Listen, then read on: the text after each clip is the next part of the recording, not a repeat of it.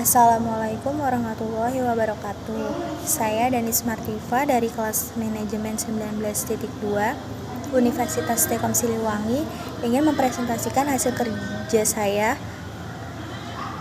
dalam kerja tim perilaku organisasi, yaitu dalam perilaku organisasi. Pengertian tim kerja. Banyak pengertian atau definisi tentang tim kerja yang dikemukakan oleh para ahli, antara lain tim kerja adalah kelompok yang usaha-usaha individualnya menghasilkan kinerja lebih tinggi daripada jumlah masukan individual.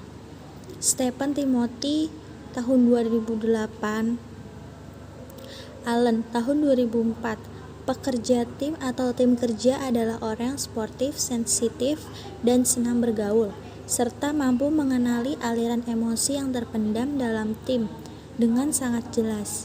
Sebuah tim adalah sebuah unit yang terdiri dari 2 orang atau lebih yang berinteraksi dan mengkoordinasikan pekerjaan mereka untuk menyelesaikan sebuah tugas yang spesifik.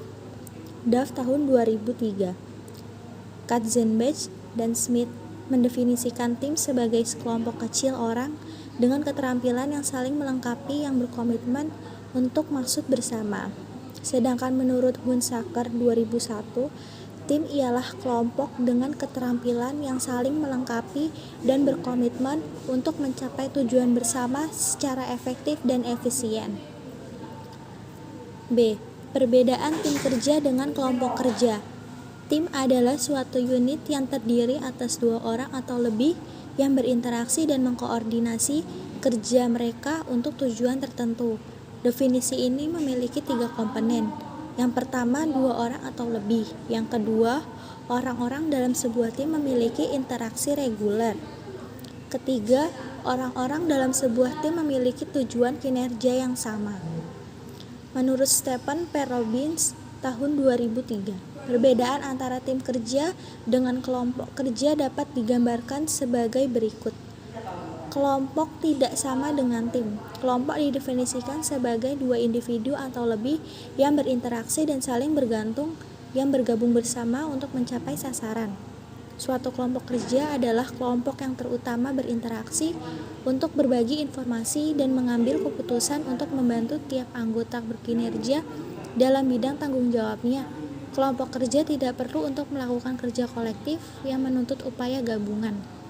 Jadi, kinerja mereka sekadar jumlah kinerja sumbangan individual dari tiap anggota kelompok.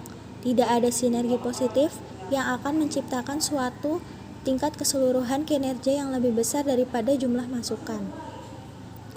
Kerja tim ialah kerja berkelompok dengan keterampilan yang saling melengkapi untuk mencapai tujuan bersama secara efektif dan efisien. Kerja tim dapat memberikan manfaat antara lain yaitu pekerjaan menjadi lebih ringan, dapat menimbulkan semangat kebersamaan, lebih efektif dan efisien, kinerja organisasi lebih meningkat. Adapun tipe-tipe atau tujuan jenis tim. Tim dapat diklarifikasi berdasarkan sasarannya. Bentuk yang paling umum yaitu tim pemecah masalah. Jadi tim ini terdiri dari 5-12 dari suatu departemen yang bertemu selama beberapa jam tiap pekan untuk membahas perbaikan kualitas, efisien, dan lingkungan kerja. Tim kerja pengelola diri yaitu kelompok karyawan yang biasanya 10-15 orang memikul tanggung jawab dari mantan penyelia mereka. Tim ini mencakup kerja tentang perencanaan dan penjadwalan kerja, kontrol kolektif atas kerangka kerja yaitu membuat keputusan operasi dan mengambil tindakan atas permasalahan. Tim lintas fungsional yaitu tenaga kerja dari tingkat hierarki yang sama, tetapi dari tempat pekerjaan yang berbeda. Tim lintas fungsional yaitu cara efektif yang memungkinkan orang-orang dari aneka bidang dalam suatu organisasi untuk bertukar informasi, mengembangkan gagasan baru, dan memecahkan masalah serta mengkoordinasikan proyek yang rumit. Adapun tim virtual, yaitu tim yang menggunakan teknologi komputer untuk mengikat secara fisik secara bersama membagi anggota untuk mencapai tujuan bersama. 2.2 Membentuk tim kerja yang efektif. Efektif tim kerja didasarkan pada 2 hasil. hasil produksi, dan kepuasan pribadi. Kepuasan berkenan dengan kemampuan tim untuk memenuhi kebutuhan pribadi para anggotanya dan kemudian mempertahankan keanggotaannya serta komitmen mereka. Hasil-hasil produktif berkenan dengan kualitas dan kuantitas hasil kerja seperti yang didefinisikan oleh tujuan.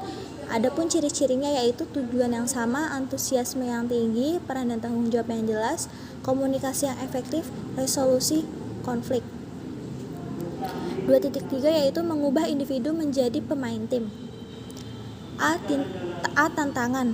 Penghalang besar dalam menggunakan tim kerja adalah penolakan individual. Sukses seseorang karyawan tidak lagi didefinisikan dalam kinerja individu. B. Membentuk pemain tim. Adapun caranya sebagai berikut. Yang pertama itu ada seleksi. Jadi sebelum karyawan bekerja itu harus diseleksi terlebih dahulu agar menjadi pemain yang efektif. Yang kedua itu selain ada seleksi, ada pelatihan. Bahwa pelatihan itu agar seseorang dapat lebih baik lagi dalam bekerja dan mementingkan prestasi individual dapat dilatih untuk menjadi pemain tim. Ganjaran itu untuk mendorong upaya kooperatif, bukan kompetitif. Yang 24 itu ada isu kontemporer dalam mengelola tim. A. Tim dan manajemen mutu total. Salah satu karakteristik sentral dari manajemen mutu total TQM atau Total Quality Management adalah penggunaan tim.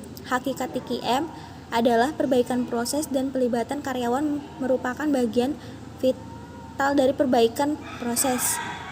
B. Tim dan keanekaragaman angkatan kerja. Mengelola keanekaragaman pada tim adalah suatu tindakan yang menyeimbangkan keanekaragaman, memberikan perspektif segar mengenai isu-isu, tetapi hal itu membuat lebih sukar untuk mempersatukan tim dan mencapai kesepakatan. C. Menyegarkan kembali tim dewasa. Tim yang berkinerja baik pada suatu waktu bukanlah jaminan akan terus demikian. Tim yang efektif dapat saja menjadi macet atau mengalami penurunan. Sekian dan terima kasih. Mohon maaf bila ada kekurangan atau kesalahan dalam menjelaskan. Saya ucapkan terima kasih. Assalamualaikum warahmatullahi wabarakatuh.